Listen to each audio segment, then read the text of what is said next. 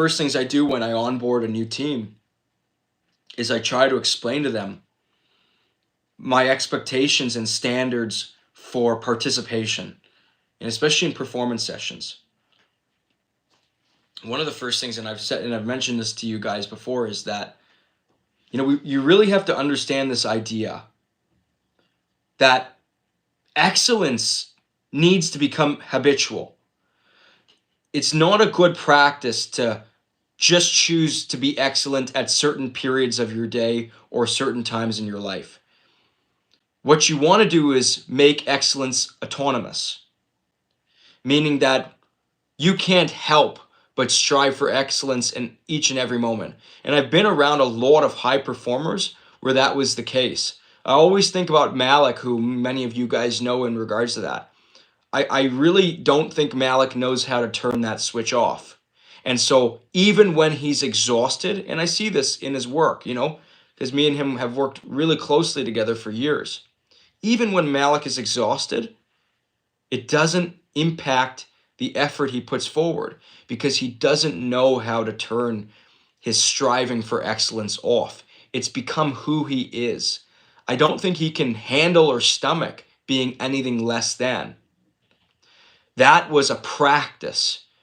He really did, growing up, because I know I lived with him, strive for excellence in his tennis, in his academics, and in his fitness, everything he did. There wasn't a clear area where he was slacking or average. He was pretty elite in all areas.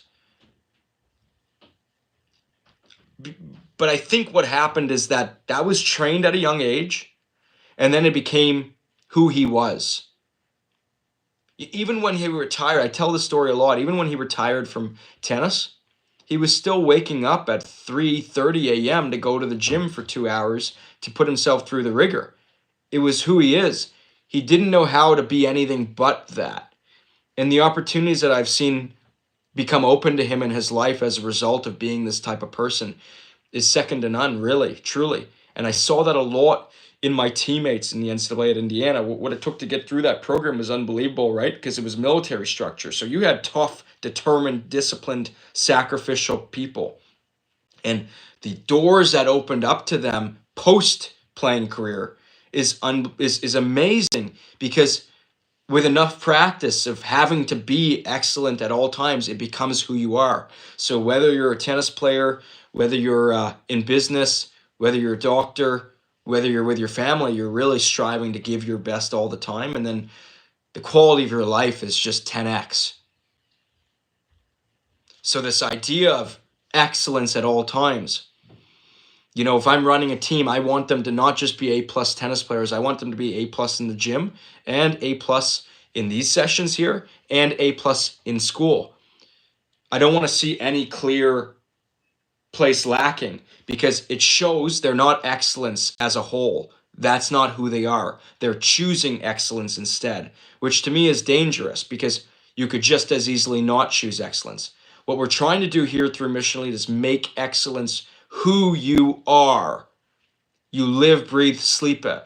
That's who you are. You don't know how to give anything less than your best. And that's what I really mean by excellence. I don't mean from a result standpoint. I mean from an effort and a focus and attention standpoint.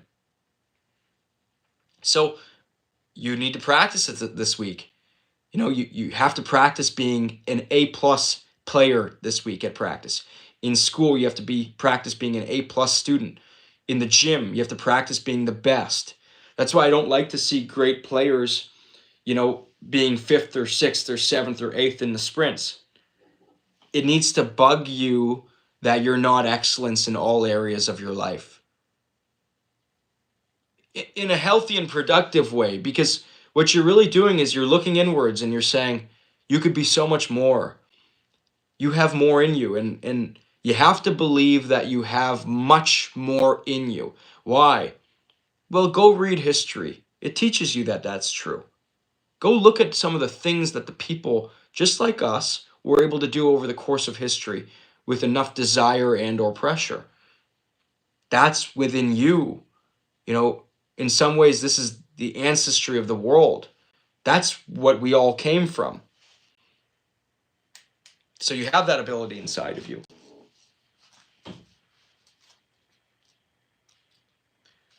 So, here's what you can ask yourself in this moment here.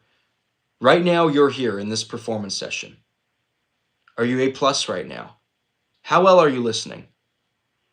What's your body language like? Are you excellent in this session? Even something as little as this. When you're with your family, are you excellent? Are you present? Are you, you're trying to really just make this who you are. Okay, and the last thing that I'm going to say in regards to this is this idea that, okay, if we understand the importance of being excellent at all times, then you have to understand the importance of the fact that you can only be in one place at one time. So wherever you are, it doesn't make sense to not be fully where you are. You could be wishing or hoping you're somewhere else, but you're not. You're here. So when you're in the gym, you're in the gym. Maybe you think you should be on the tennis court. It might be more productive. But if you're not on a tennis court, you're not going to be able to affect that. When you're in school, maybe you think, I should be in the gym, getting bigger, but you're not. You're in school. And so be fully present wherever you are. Understand that if you're going to be here anyways, you might as well get all the reward that you possibly can from it. You might as well be all in, because you're all in anyways. You may not be all in mentally, but you are all in physically right now who are sitting here in this performance session.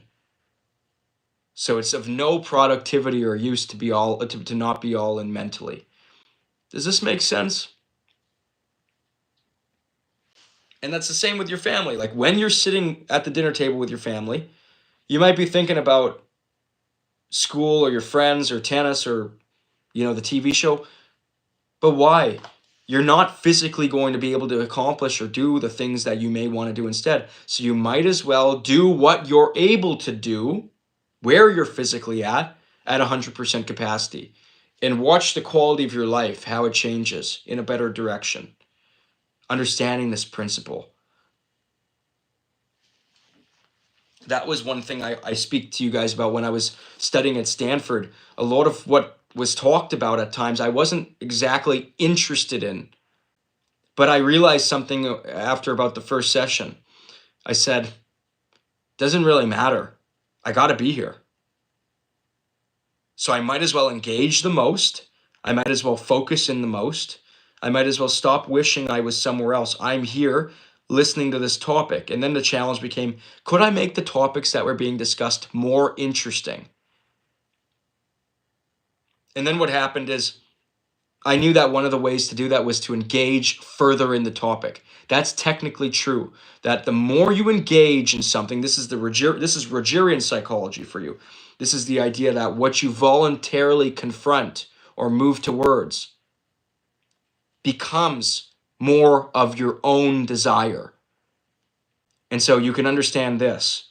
The more you participated in a session like this, the more you chose it rather than it chose you, the better of an experience you would have, the more you would gain, and the larger and more resilient and competent you would grow. So that is a fundamental learning that Carl Rogers brought forward. The great psychologist.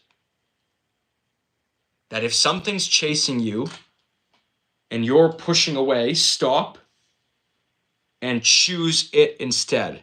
Move towards it. And you'll find that as an archetypal theme in a lot of stories and narratives, actually. Okay, so we're going to move on.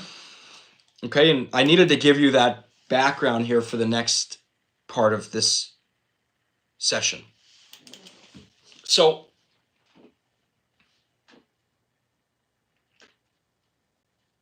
what is the difference between elite organizations, average organizations, and poor performing organizations? So there's something called the Pareto effect. It's a distribution. And what it basically entails is that in an average organization, 80% of the results will come from 20% of the people. It's super interesting. In an average organization, 80% of the results will come from 20% of the people. In an elite organization, this is what the data and statistics will show. In an elite organization, it's not 80 producing 20 or 20 producing 80. It's more evenly distributed. You have more active productivity. So imagine in a team of 10. In an average organization, 2 of the 10 people would be producing 80% of the results. In an elite organization, it would look more like 7 or 8. That's what it takes to be an elite organization. More people producing results, more engagement. It's not so unevenly distributed. This is statistically true, by the way. And then in a poor performing organization, there's much less engagement, participation, and it may look more like even just 80% or 95% of the results are coming from 5% of the people. So you can imagine this, that the more elite of an organization, the more active participation in production of results, but the more people are involved in the production of the results. In an average, it looks like 20 producing 80, and in a poor performing organization, it will look even more skewed, like one person in a team of 10 producing all the results. And as a result, they're not able to produce as much because only one is actively participating. And that's why, for example, I tell you in these sessions, I'm looking, it's like, is it just 2 or 3 people participating or asking questions? And I can compare it to all the other teams. I can tell a lot from these sessions, the quality of the people and the organization or the team that we're helping or supporting by how the distribution looks. It's so interesting. You know, I said I was consulting one of the top basketball teams in the country. The distribution looked more something like it's a team of 15, and the distribution looked a little bit more like 10 were actively engaged, participating and speaking and asking questions. You know, and that's one of the best teams in the country. So, well, what does that tell you? It just tells you to look at where you're at, okay? You can tell a lot about what you're doing and where you're at by that distribution level. But here's the thing to understand, okay? This is the other important part. So let's say you are a part of an average organization or even a poor performing one. The question becomes, where do you stand? Are you in the 20% actively participating? Or are you in the 80%? And here's the interesting data to understand is that, again, this is technically statistically true, that the people in the 20% of an organization, you can understand how this makes sense when we break it down. They will get the opportunities over time likely to go into elite organizations. And then when they go into elite organizations, they were productive performers. So it's who they are. And that's why the elite organizations have more productive personalities and people. So don't worry where you are so much.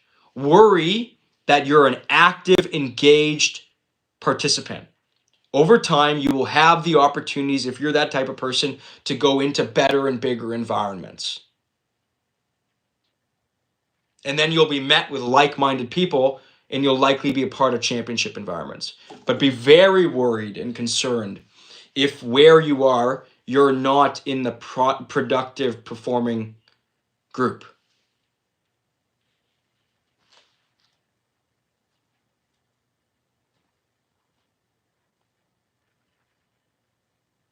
Okay, and so for those of you that are interested, just research and look up the Pareto distribution effect. And this tends to be the case not just in performance or organizational data. Typically in all aspects of life, 20% of the people are producing 80% of the results.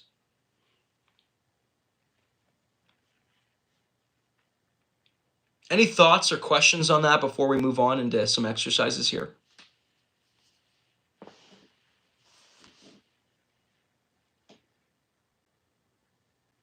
Okay, so this would be an example. So, how many people are going to actively participate in this situation? And not to judge it or point it out. I just want to give you the example of, like, in an elite organization, you would have like maybe something more like 60 to 70% of hands go up. In an average, it would be something like 2 for every 10, and then in a poor performing, it would be like maybe 1 for every 12 or 13. And so every time there's an opportunity to participate, you have also the opportunity to see what type of organization you are and where within that organization you stand. And I understand that, and I said this to the team this past week, the basketball team this past week. I said, because I was teaching them this as well. I was telling them that like I understand it's uncomfortable sometimes. And I sympathize and I empathize with it. But unfortunately,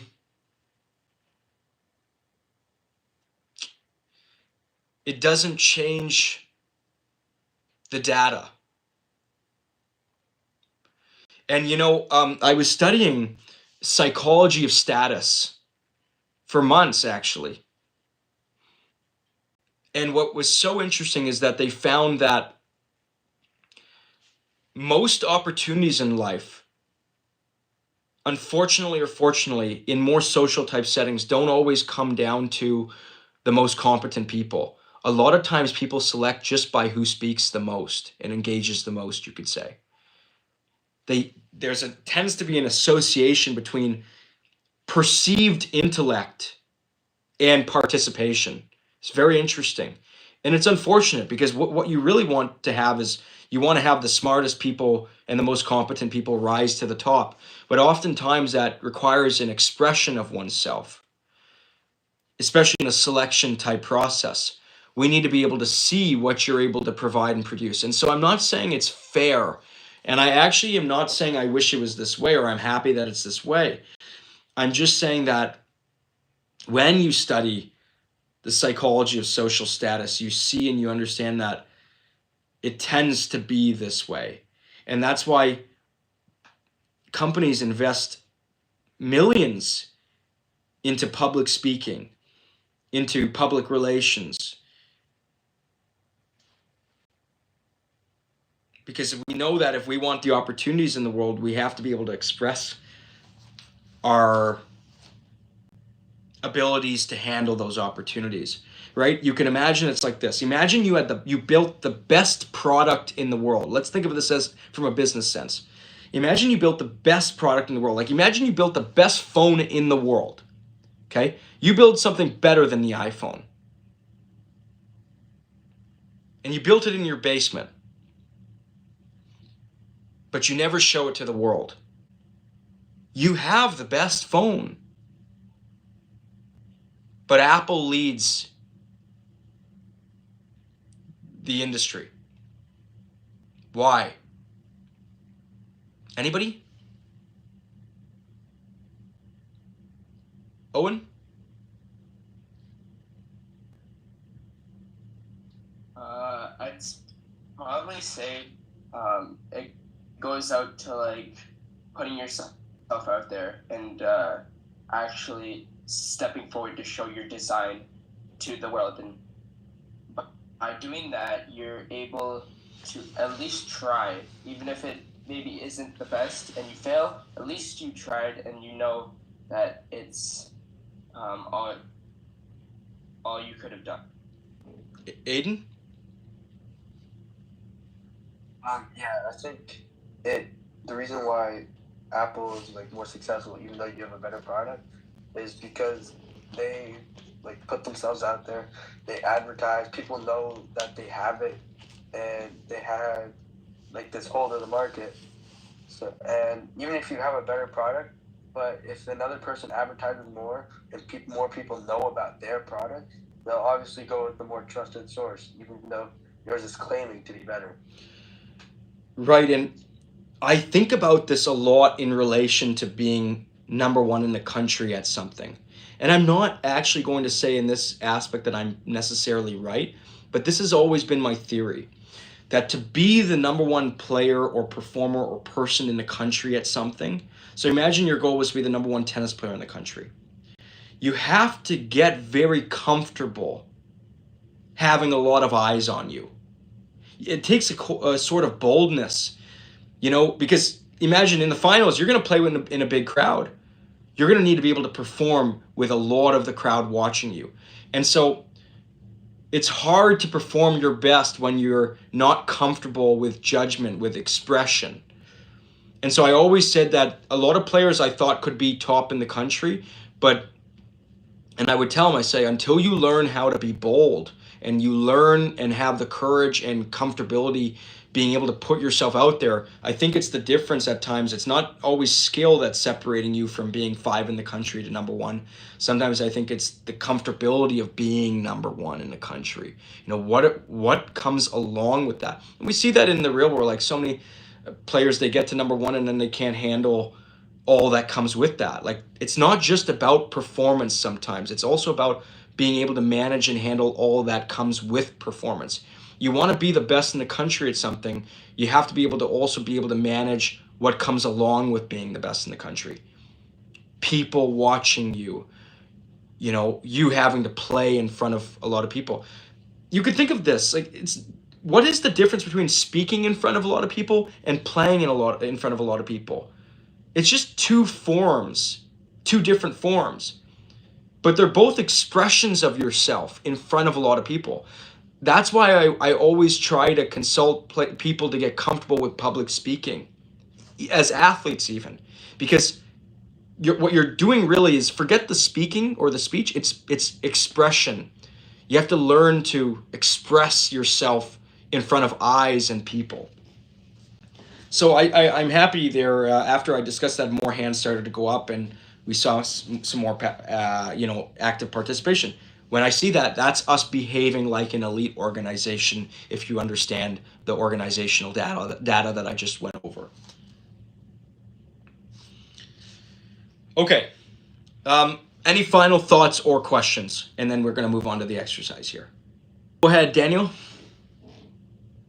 I kind of have a question relating to something you said earlier about being like fully present and like being fully, I guess, present in what you're doing if you're already there.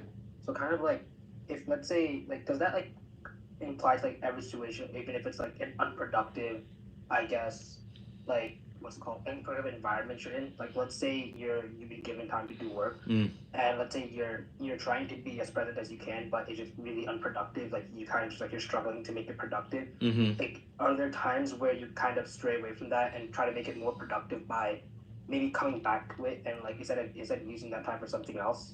I think that is a personal question you have to think. Okay, is there something I can be doing that's more productive than I'm currently? That's the question. Like, I don't have a problem with that, right? That makes sense, right? It's that most of the time, this is unfortunately the most productive thing we're able to do. You guys are required to go to school. You can't really hit forehands in science class. And legally, for example, you have to be in science class, let's just say. So maybe you rather be on the tennis court, but you're in science class. So if your mind's on the tennis court, but you're in science class, like, now you're not gaining real value from science, from tennis or from science. So everything's being kind of just left empty-handed. But again, like, think that through. Everything I say, don't assume it's right. I want to actually encourage you all to think critically. Is this true for yourself? Go ahead, Paulina. This is like a question, but you know how you said how people can't handle playing when everyone's watching them? Is there like a specific way how to like handle yourself and like play your best and focus when everyone's like watching you, like even when you're talking? Yeah. While you're like, is there like? Okay, so one of the areas we consult is in public speaking. Here's a tip. And these are all things that you learn through exposure therapy. So I guess to answer your question on a fundamental sense, it's exposure therapy. And the reason is what happens through exposure therapy is that you learn all the little tips and tools that will help you in a situation like this. But I'll give you one example. One of the things they teach in public speaking, for example, is that when you're speaking to a crowd, pick one person in the audience and focus in on them as if it's an individual conversation. And then pick another. And so you kind of, what you do is, we spoke about this in a previous session, how the peripheral vision is related to negative emotion.